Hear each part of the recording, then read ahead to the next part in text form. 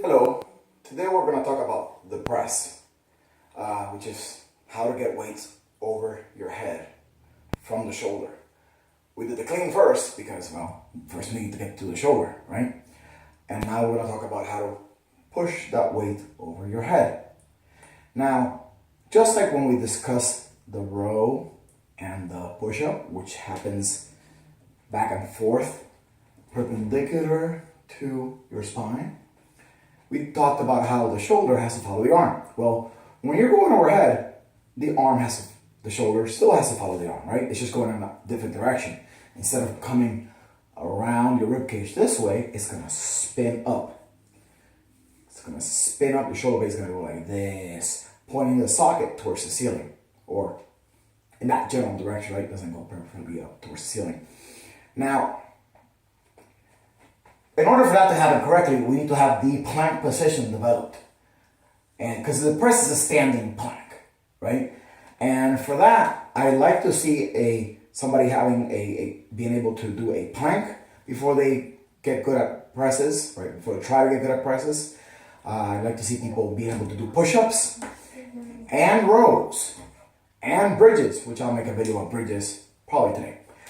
Anyhow, so here's how the press goes.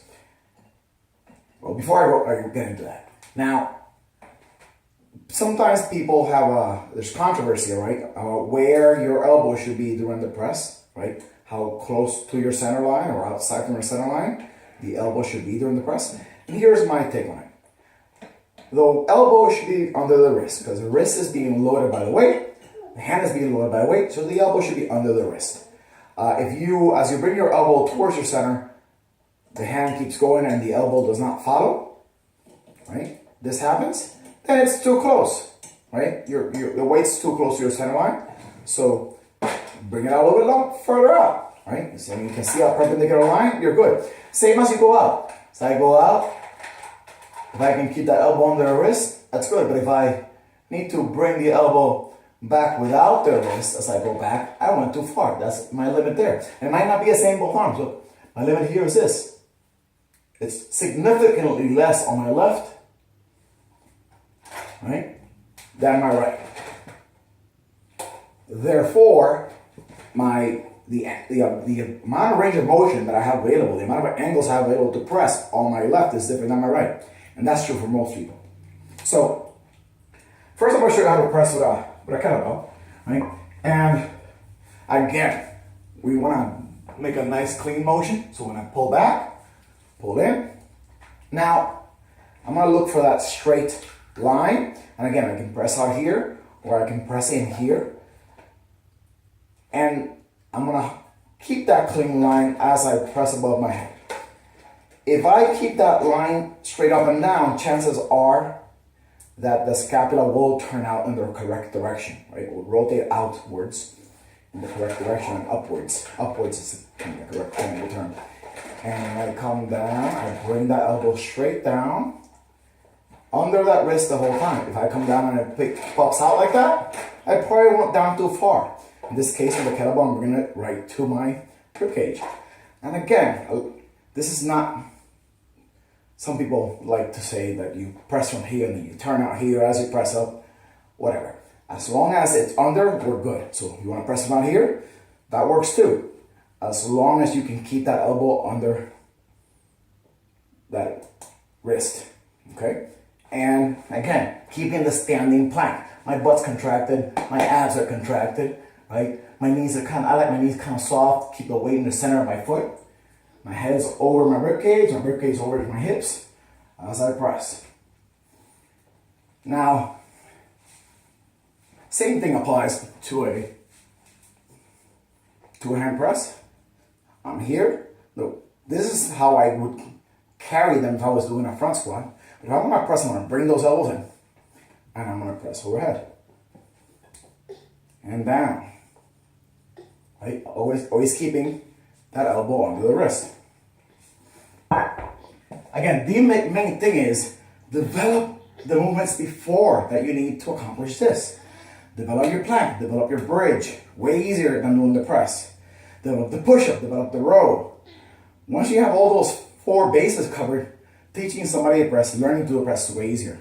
Now with a barbell, we don't have that much flexibility when we put the arm, right? Because I can't move it around like I could with a dumbbell or a kettlebell. But with a barbell, I can vary the angle, right? And again, we talked about the barbell clean, use your hips to bring it up.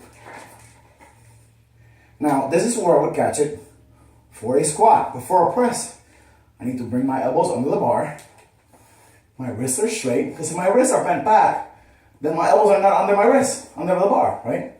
My elbows need to be under my wrist because my wrist should be under the weight. Now, as I press up, and notice I can't come down quite as much here. I can't come down quite as much here because of the current angle of my arm, right?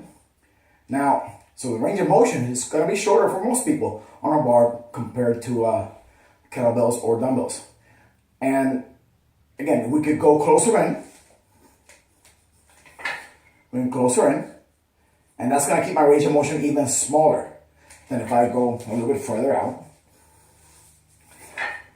Right. Elbows under the bar, under the wrist, as I press up. And as I come down, I keep them there. Now, interesting thing with a barbell. I like to cue people to smell the ball on the way up. Because you don't want the weight getting away from you. People don't tend to do that with dumbbells or kettlebells. With a barbell, they tend to push themselves back. So, as the barbell comes up, I like the barbell to be as close to the face as possible. Now, when you get in that top position, there's this common cue to push your head forward. I don't love that. I'd rather people understand that the press has kind of like an angle to it, like a curve to it, right?